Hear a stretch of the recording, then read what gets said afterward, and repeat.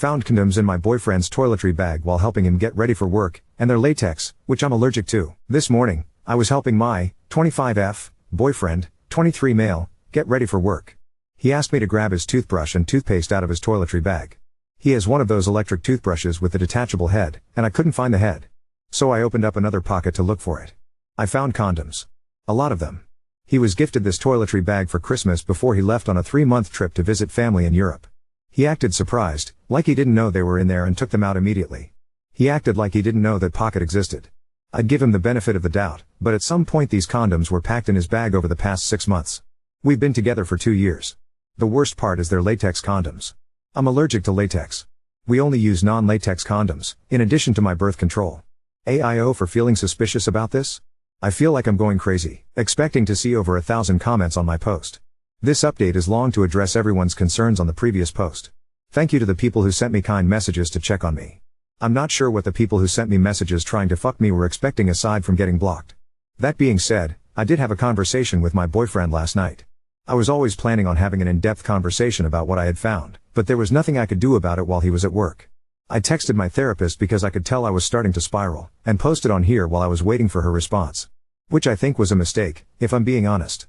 Although the majority of the comments were supportive, it's impossible for y'all to have as full of a picture as my therapist does, and I should have just waited for her to respond to me instead of coming on here. The massive amount of comments was very overwhelming. However, I do think that posting did help me feel more secure in thinking it was suspicious and enabled me to be more assertive when we talked. I appreciate all the comments telling me I was not overreacting. He never said I was, but his nonchalant response certainly made me feel that way. I appreciate the thought-out comments encouraging me to have a conversation with him and giving me genuine advice for it. The second conversation went better. I didn't accuse him of anything, I pretty much just said that finding non-latex condoms in addition to the lack of intimacy I'd been receiving was making me feel confused and upset. I asked him where the condoms came from. His older brother gave them to him while he was in Europe. To prevent confusion, I'm going to use fake names from here on out. My boyfriend is Theo. His oldest brother is Alvin. His other brother is Simon. Yes, like the Chipmunks. I couldn't think of other names for 3 brothers. Sorry. Theo hadn't met his mother's side of the family, including his mother, grandmother, aunt, and older siblings, until his trip. The entire purpose was to get to know his family. He spent half with his aunt, grandma, brothers, and cousin in Spain. The other half of the trip he spent with his mother in the middle of nowhere in Portugal, helping her open a kiosk. It was not a sightseeing trip. He didn't get to see any big monuments or go to major cities. I was not able to come because I'm in school and work full-time, and it wasn't worth it for me to just come for a week during spring break. I also thought it was important for him to enjoy his one-on-one time with his mom since he was separated from her when he was an infant. His brothers are very different people. Simon seems well adjusted with a long-term girlfriend. He spent a lot of time with Simon and his girlfriend, who was the only one there fluent in English, and helped him translate when his Spanish fell short. His oldest brother, the 30-year-old who gave him the condoms, Alvin, has been in and out of prison for a majority of his life. I guess Spain has some weird laws around squatting, so whenever he gets out of prison the dude just claims abandoned property and fixes it up to live in, because I guess the government would have to provide him housing if they kicked him out. Anyways. While Theo was on the trip, he called and texted me every day. He told me about Alvin obnoxiously catcalling girls when they'd all walk down the street, and how Alvin had tried to get both him and Simon to go to an orgy with him despite both of them having girlfriends. Theo was very clear about having a girlfriend. He carries around a picture of me in his wallet, and his aunt said he talked about me a lot while he was there. Despite this, Alvin was very pushy with him about how he should be fucking a bunch of women while he was there and having fun. I remember this from when Theo was there. He found it really annoying. So did Simon. I guess during one of those conversations, Alvin straight up gave Theo a nch of condoms to use to cheat on me. Side note, I counted them based on a comment someone left about how many are typically in a pack. They're all still there, I think. There's 8. I don't know how many come in the packs in Spain. Theo hid them in his bag. He said he would have left them there, but his aunt cleaned his room regularly and he didn't want the drama of his other family members seeing. Once he got back, he forgot they were in there. He only uses his toiletry bag when he goes to the gym. We went out together with our friends Saturday night after his shift and stopped at the gym on the way downtown so he could shower and freshen up. Otherwise his toothbrush is in our bathroom. He's not living out of a suitcase, he's fully moved in. I do see how some commenters saw the existence of the toiletry bag as a red flag when we lived together, so I wanted to clear that up. I did ask him why he accepted the condoms. He said he had zero intention of using them, and that he accepted them because Alvin wouldn't listen to anything Theo said about me and that he left him alone after that. Theo didn't even say goodbye to him when he left. He tried to spend as little time with Alvin as possible, despite him constantly inviting both Theo and Simon over to his abandoned house. Simon grew up with Alvin but still seemed pretty content about avoiding him when I asked about it while Theo was there. I guess he's just not a good person, so the rest of the family avoids him when possible. So that's it. My boyfriend didn't cheat on me. The condoms came from his older brother. I believe him. He was very straightforward with his answers, and was more concerned with my well-being when he came home and saw how upset I was. He wasn't defensive at all. He listened to me without interrupting. He told me he loves me and that he has zero desire to cheat on me. He also works 2 jobs, shares his location, and usually is at home if he's not at work or the occasional gym visit. He doesn't have the time to see other women, and if he does have spare time, he spends it with me or his friends, who are also my friends. He does have friends separate from our friend group at work, but he invites me to come along when they've gone out or asks me to join them when they play Overwatch after work. I love him, I believe him, and I'm moving past this. That doesn't mean I'll let any additional red flags slide if they pop up, though. As many of you said, I'm still young and have my whole life ahead of me. If things get worse, I know I'll be okay by myself. I love him and I want him in my life, but my happiness doesn't depend on his presence. I have a therapy session tomorrow, and I've had a lot of time to think. In hindsight, I think what made me spiral the most was that if he really did cheat on me, I'd be living with a stranger. I've had so much trust built up towards him, so I view him as this person who would never hurt me intentionally or yell at me or cheat on me. If he was capable of cheating on me, he could be capable of those other things too. That was really scary to think about and made me spiral. The massive amount of comments where everyone was so convinced he was a terrible person and that I'd been fooled also did not help. I felt like I had no idea how he would react towards me if it was true, and I was very, very scared. As soon as he came home, I felt very silly for feeling that way. He's nothing like my ex. He's never given me a reason to be afraid of him. I shouldn't have let comments on the internet freak me out so bad, and I definitely need to take some time away from Reddit. I hope I addressed all the questions/concerns in the comments. Thank you for all your help. Thank you for listening. For the commenters who had questions regarding our sex life and relationship in general, when he first came back from his trip and moved in, things were normal and we both had high sex drives. Things started slowing down pretty drastically over the past couple of months. We've talked about it prior to me finding the condoms. We both acknowledge that it's an issue and that we're at an age where our sexual activity should be at its peak. He says he doesn't know what's wrong. He's embarrassed because he's attracted to me and doesn't understand how he can have a gorgeous girlfriend and lose his sex drive. His words, not mine. He has an appointment next week to get his hormones checked and has been looking into getting a therapist of his own in case the issue is mental and not physical. It's still difficult to not feel insecure when I try initiating and he's not in the mood, but he still makes an effort to show affection in other ways. Our current level of intimacy isn't ideal, but I don't think it's a lost cause as long as we're working towards a solution together. We have date nights every week. I'm very supportive of him spending time with his friends, and he does the same for me. We live together, but no one is clingy or codependent. We do check in with each other to see how we're feeling about the living situation since it is somewhat new and we're still figuring out how to divide and conquer with household tasks. I'm a full-time student and I work full-time. He works 2 jobs. We both contribute equally, and do our best to make time for ourselves and each other despite our busy schedules. I have 14 credits this summer and barely exist outside of work and school. Lol. For the commenters who had some things to say about me having a therapist or mental health issues, I try my best to ensure that I am my main support system. I've been in the position before of being someone's emotional punching bag due to their mental illness, and I would never ever put someone I love in that position. I'm in therapy because I have experienced an extreme amount of trauma and don't want my CPTSD to impact my life and relationships in a negative way. I grew up with a mom with severe anxiety, and most likely undiagnosed PTSD, related to the trauma both of us experienced at the hands of my biological father. She doesn't believe in therapy. I had to call 911 several times as a small child because of her panic attacks.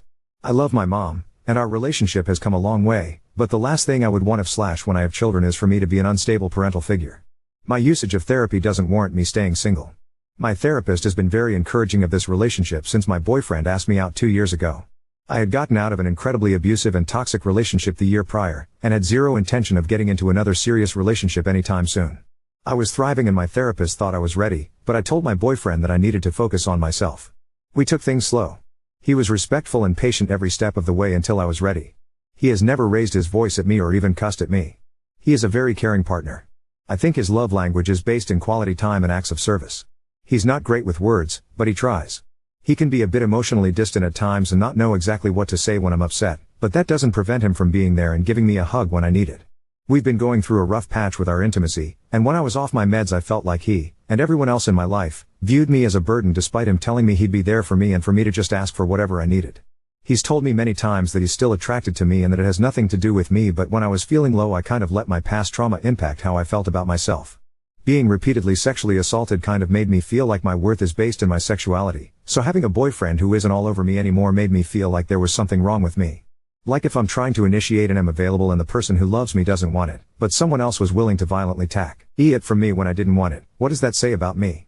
I know that's not rational and I've talked a lot about it in therapy, but it is something that I struggle with sometimes. I posted on here during a low time with my depression because I needed to vent and didn't want to burden anyone I knew with my irrational negativity. Depression is weird. Especially after years of therapy. When I'm at my lowest, the intrusive thoughts are overwhelming, but deep down I know they're irrational and that they'll eventually pass, even if it doesn't feel like it on the surface level. I know some of the things I said then were concerning, but I really wasn't in any danger. There's a lot of things I want to accomplish in my life and I know I'm capable of them even if it does feel hopeless sometimes. I know I have people in my life who love me, I just have a hard time reaching out for help when I need it and need to be better at letting people be there for me. My mom raised me to be really self-sufficient and she's also got a lot on her plate with my dad being sick, so I don't want to bother her and make her spiral more than she already is. I've been set back a lot with my education because of all the stuff I've been going through, but I know I have a bright future and that I should be proud of myself for making it this far. I am back on medication and am increasing the frequency of my therapy appointments from once a month to every other week. I was doing well before I went off my meds, so I'm doing my best to get back on track. Sorry for rambling. I know I don't owe anyone an explanation of my mental health on here, but I know some people were worried. I'm okay. I'm going to be okay, with or without my boyfriend. My mental illness does not prevent me from being a loving and supportive friend and partner. Using therapy doesn't make me a weak person incapable of standing up for myself and making decisions. Oop, thank you so much Oop. It would be more suspicious if he hadn't actively been updating me on his trip the entire time he was there, including information about his brother being a sex-addicted scumbag. The only information that was new to me was that his brother had given him condoms. I already knew his oldest brother had been trying to get both him and his other brother to cheat while he was there. Thank you for the concern. I'm low-key regretting posting an update at all. I don't know why the opinions of strangers bother me, but it's kind of annoying that so many people didn't read the entire thing and just said I wrote all that to convince myself. I wrote that a full 24 hours after I had my conversation with him and debated posting anything at all because I figured people would be convinced he cheated regardless of anything I had to say. It's detailed because so many people had different things to say about different parts of my original post. I thought if I just posted his brother gave him the condoms, people would say that was a vague answer. Of course it feels like a complex story to someone who never heard about his trip, but the only thing I didn't already know was that his brother had given him condoms. His trip was a shit show. He was on the phone with me every single day telling me about it and fell asleep on the phone with me 99% of the time. He wasn't going out at night. He wasn't partying. Half his trip he spent with his estranged mother and her crazy racist abusive boyfriend who kept accusing him of stealing and saying wild shit about how he couldn't believe my boyfriend would sleep with n/girl like me. I had to talk him down on the phone to keep him from freaking out and endangering himself because he had no way of getting home if his mom's boyfriend kicked him out. He already got abandoned in a random town in Portugal by them for like a full day and a half at one point. I'm not surprised the condom slipped his mind. If he hadn't maintained constant communication with me while he was there, I'd be more suspicious. If he hadn't told me about all the other crazy shit his brother pulled while he was there, I'd be more suspicious. If he had gotten defensive at all, I'd be suspicious. He didn't lie to me. He didn't know they were there. The bag has a million pockets and he only really uses one of them. The pocket seemed empty from the outside. He forgot he stashed them there. People seem so sure that I'm this naive, spineless person when I'm not. If you'd read what I said about my mental health, you would know I already have a tendency to be hypervigilant about red flags and be avoidant to protect myself. I don't like being vulnerable. I don't like depending on other people. I mentioned my boyfriend never yelling or cussing because I've quite literally never witnessed him get angry. The most upset I've seen him was when he was trying to defend me while he was in Europe. He's probably the most calm/stoic person I've ever met. I love that about him. I love him. I trust him. Also, his last serious relationship ended with him catching his ex in the act of cheating on him. She had mental health issues and responded to being caught by attempting to kill herself by walking into traffic. I know some internet troll is going to say that's another far-fetched story, but I know it's true. His best friend's mom, who is basically also his mom, pulled me aside when she met me and told me that she was glad he found someone that makes him so happy after everything he went through with her.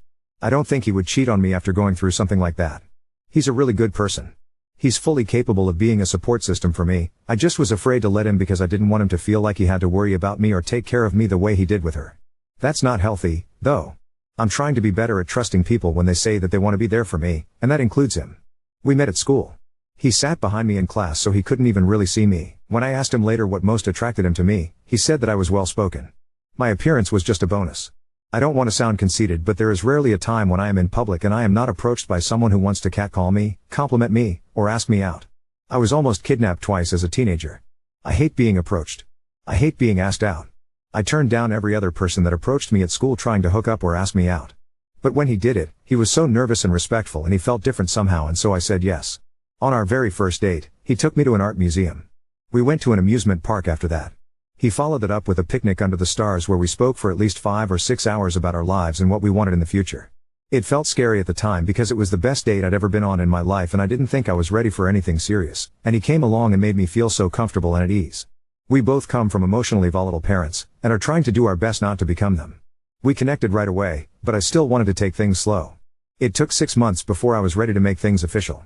During that time, he made it clear that I was the only one he was interested in. He detailed my car multiple times, brought me flowers, got my cat little holiday-themed bandanas. He bought me vinyls of albums that he noticed I listened to in the car. He did all of this without expecting anything in return, and still does these things to this day.